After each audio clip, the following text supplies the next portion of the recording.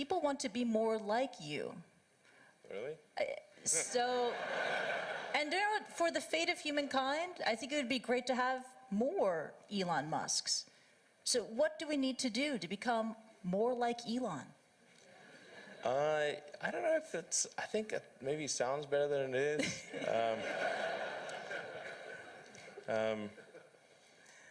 Yeah, I mean, honestly, there's a friend of mine who's got a great saying about creating a company, which is trying to build a company and have it succeed is like eating glass and staring into the abyss. Well, so, I mean, what tends to happen is it's sort of quite exciting for the first several months of starting a company, and then reality sets in. Things don't go as well as planned. Customers aren't signing up. The technology or the product isn't working as well as you thought. And then that can sometimes be compounded by a recession, and it can be very, very painful for several years. So I think, frankly, starting a company, I would advise people to have a high pain tolerance. Yeah. And thanks for reminding us of the harsh, very harsh and brutal reality of launching a startup.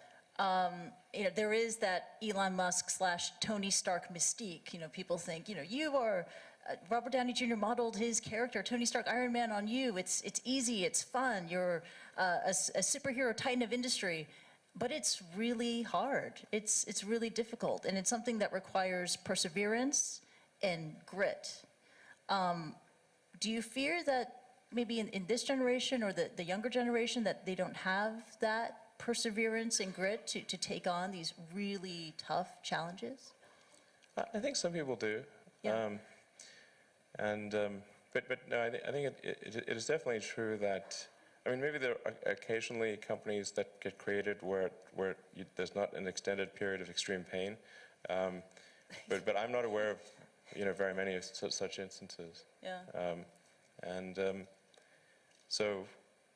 But I do think that new great entrepreneurs are born every day, and we'll continue to see amazing companies get built. Yeah, but I would definitely advise people who are starting a company to expect a long period of quite high difficulty. Yeah.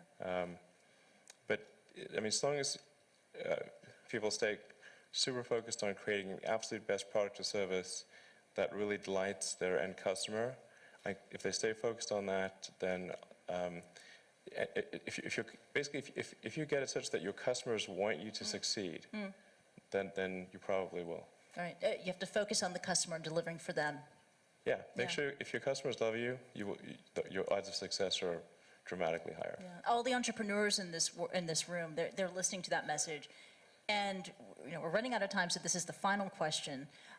This is for the budding entrepreneurs in the room who could take an Elon Musk idea and run with it. I mean, quite famously, Hyperloop was the idea that you had to give away because you just don't have enough time to deal with it. What are the other ideas that you have that you would love to see another entrepreneur just take on and go? Well, I think there's a lot of opportunity in general in electrification of transport. So electric aircraft, I think there's a lot of opportunity there. I think in genetics, although that's sort of a thorny area, but I think that's in terms of solving some of the more intransigent diseases. Genetics are really key to solving those. Something that I think people maybe are only beginning to look at is establishing some kind of brain-computer interface. A brain-computer interface. Yeah, at the neuron level. So this is sort of intelligence augmentation as opposed to artificial intelligence. Right. And I think that has a lot of potential. You mentioned to me yesterday. I really had kind of no idea what you were talking about, and then I looked up Ian Banks. Neural lace. Neural lace. That's right. Exactly. And so it's this concept of wiring the brain. So it's either there could be a brain internet, and it could also mean that we can upload our thoughts to the cloud. you would never forget anything. And you wouldn't need to take photographs. Yeah. Oh, no, it's incredible. I mean, you would never forget anything. You would expand your ability to process information, to remember information, right? But then when the denial of service attack happens, You gotta watch out for hacking. That could really be awkward. watch out for that. But also, and then I read it can also be used to fight degenerative diseases like Parkinson's too. Yeah, absolutely. Yeah, yeah.